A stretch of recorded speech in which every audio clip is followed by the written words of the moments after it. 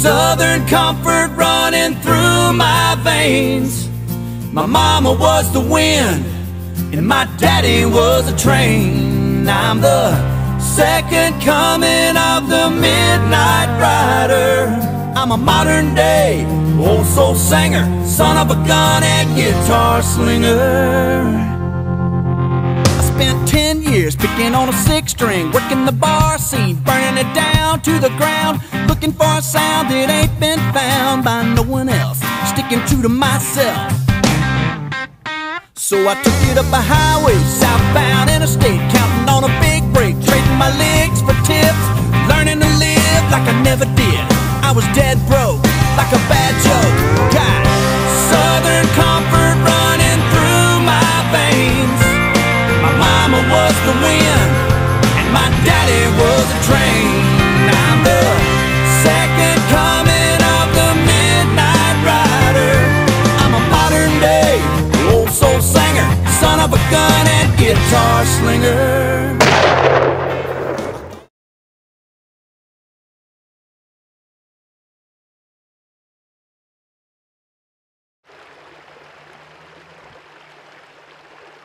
Back to a 2012 Hunter's Guide. It is week 7, and as you can tell, we're in the mountains of Virginia, trying to get a big old deer. It's a beautiful day, and just out and enjoying it, and it's about 55 degrees. But this week we're going to start right into it again. Going to start off with Pops, and hopefully he'll be a little more awake this week as he does the weather, and he'll be right on the money. So stay tuned. I'm Joey Nifong again here with your Hunter's Guide, doing the weather for this coming week, and we're in for a nice mild week, starting Monday through at least Saturday, maybe a shower Saturday. But with temperatures during that period, we're looking for temperatures in the 70s, lows in the 50s. Not a lot of precip. Like I say, Saturday will be about the only chance of rain. That's going to usher in some cold air for the following week. And I mean cold. Josh can show you the map. The pinks represent freezing, and freezing temperatures are going to be all the way down in the southern tier states. I would not be surprised next week around Halloween, Tuesday or Wednesday night, temperatures probably in the upper 20s, low 30s. It's going to be more than frost. It will be a freeze. For you deer hunters, it'll be a great time to be in the woods. Also, not a lot of precip through this period, like I say, maybe some Saturday. But what else we're going to show you is a map of November. And Weatherbell, I prescribe to a private weather service called Weatherbell. Weatherbell posts a map for November, and this is what they have for the November outlook, which is temperatures below normal here, and that's a change from what we've had for the last 4 or 5 Novembers. It looks like temperatures are going to be below normal, 3 or 4 degrees. Good for you deer hunters, because it always makes deer activity a little more. They move a lot more when it's colder during the day. You have high pressure, a lot of high pressure, and it does spark their activity during the day. That's something to just be aware of, and whether it's right or wrong, we'll never know till November gets here. But anyway, again, this week is nice. Still a good time to be in the woods to deer hunt, even though it's going to be mild early morning, late evenings. Things will start changing. Bucks are going to start getting a little more restless, be on their feet more and more the next 2 or 3 weeks anyway, through the rut. But anyway, just keep that in mind, and just enjoy the weather. As my favorite meteorologist Joe Bastardi says, enjoy the weather. It's the only weather you've got. And we will talk to you next week. All right, we're going to jump right into our failure story this week. And our failure story comes from Tanner. And you might have known Tanner from last year on just one of our success stories, actually. He killed a tremendous central North Carolina deer, probably scored in the 130s. I really think Tanner is a big buck magnet. Now, I think part of that reasoning is I think his dad puts him in the right spots, if you know what I mean. So give the props to his pops, Chris. So anyway, but Tanner was sitting in a deer stand, and they had quite a few trail cam pictures of different bucks, but the biggest one was just a tremendous 6-pointer.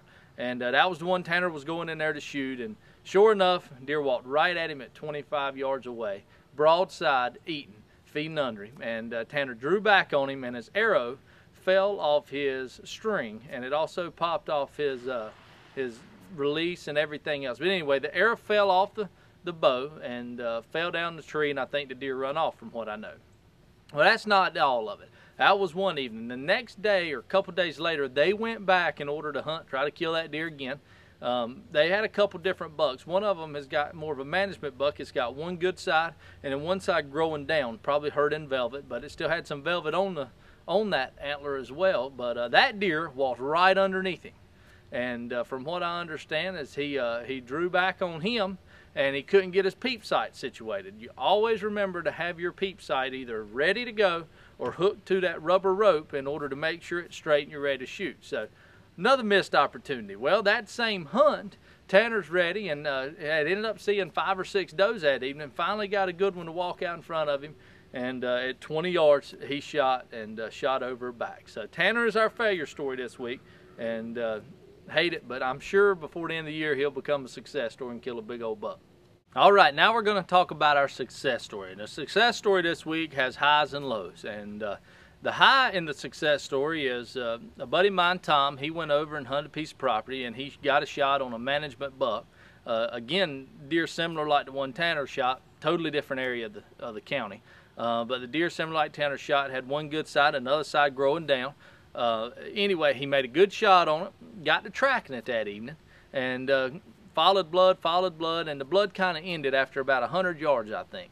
And basically decided to leave it for the evening. Knew he could probably come back the next morning during daylight and find it. It ran into a big kudzu type low area. So got up that next morning and went in there to find the deer. And when he got to the deer, here's what you're going to see. Now, if you got a queasy stomach, you might want to fast forward through this part, but got to the deer, and this is what happened. And this is what happens when you have way too many coyotes. Now, we don't coyote hunt. I hunt the property right beside Tom, and we don't coyote hunt it like we should. Tom said he did not even realize there was this many coyotes over here, but in one night, a couple of coyotes did it, all that to a deer. So that is our success story. He did shoot a buck, found a buck, but the coyotes got to it and ruined completely every bit of the deer and all the meat in it. So get out there and shoot a coyote this week if you can.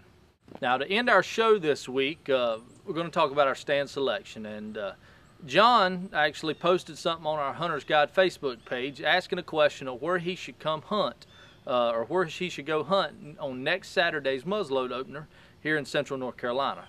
I wanted to answer his question, and I wanted to answer it for all y'all to see as well. He asked 2 questions. He said, do I need to hunt a power line close to a bedding area, or do I need to hunt a pinch point where the white oaks are? And to answer that question best I could, if it was me and I'm hunting, y'all give me y'all's answers as well. I would hunt in the morning the power line next to the bedding area. With that, the reason I say what I want to see is bucks coming off them white oaks and coming back to the bedding area to lay down during the middle of the day. Now, what all you else are going to see is starting that time of the year with the rut, and you're going to see more scrapes and some rubs starting probably this week. And so I would hunt there in the morning where them deer are coming back to the bedding area. There's going to be does around that area and stuff like that. So that's my morning hunt. Now, in the evening hunt, depending on which one you want, I would still focus on them white oak trees and that pinch point, because what you're going to see is deer are still eating in the red and white oak acorns. They are still starting to travel. You know, if does are there, bucks are going to be not far behind here very, very soon. So I hope I answered your question, John, and that's all for this week's show. Make sure you stick around, and good luck this week, because we're going to have some success stories. Deer are going to be dying next Saturday. All y'all get out there and kill a big old buck.